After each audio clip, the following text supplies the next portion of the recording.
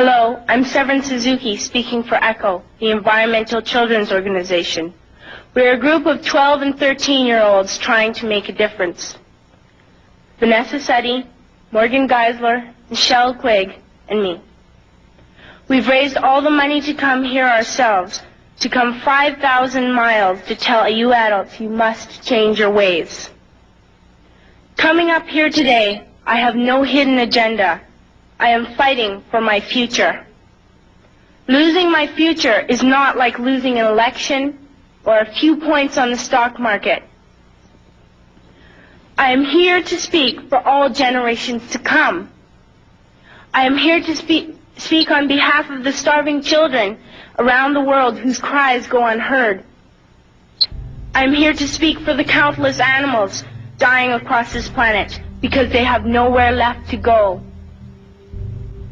I am afraid to go out in the sun now because of the holes in our ozone.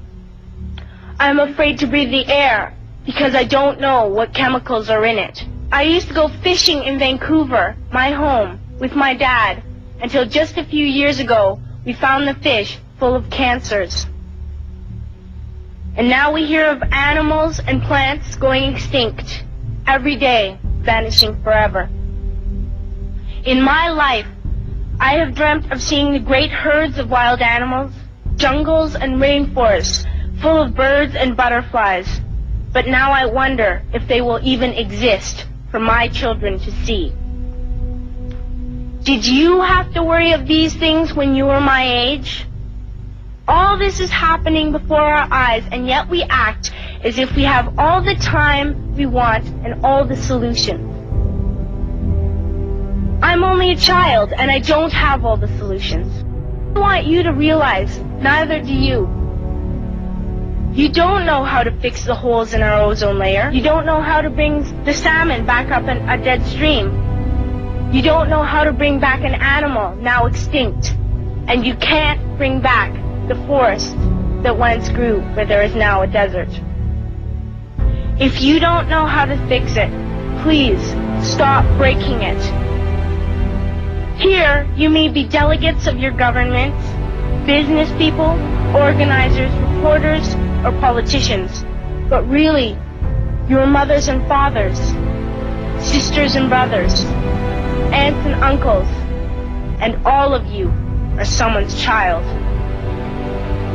I'm only a child, yet I know we are all part of a family, 5 billion strong, in fact 30 million species strong. And borders and governments will never change that. I'm only a child, yet I know we are all in this together and should act as one single world towards one single goal. In my anger, I am not blind, and in my fear, I am not afraid of telling the world how I feel. In my country, we make so much waste. We buy and throw away, and yet northern countries will not share with the needy. Even when we have more than enough, we are afraid to share. We are afraid to let go of some of our wealth. In Canada, we live the privileged life, with plenty of food, water, and shelter. We have watches, bicycles, computers, and television sets. The list could go on for 2 days. 2 days ago, here in Brazil, we were shocked when we spent time with some children living on the streets. This is what one child told us. I wish I was rich. And if I were, I would give all the street children food, clothes, medicines, shelter, and love and affection. If a child on the streets who has nothing is willing to share, why are we who have everything still so greedy? I can't stop thinking that these are children my own age, that it makes a tremendous difference where you are born.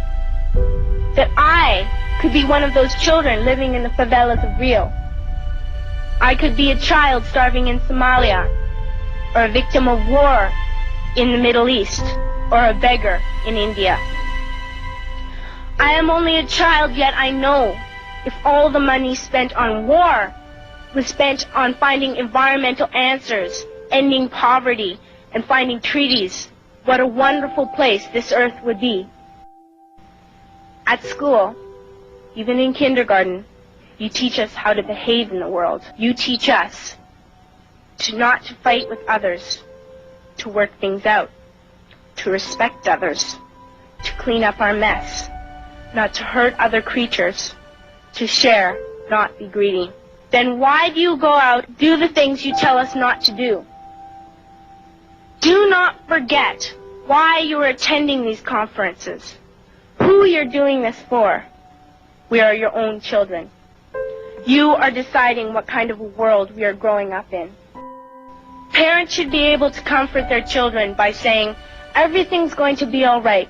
It's not the end of the world, and we're doing the best we can. But I don't think you can say that to us anymore. Are we even on your list of priorities? My dad always says, you are what you do, not what you say. Well, what you do makes me cry at night. You grown-ups say you love us, but I challenge you, please, make your actions reflect your words. Thank you.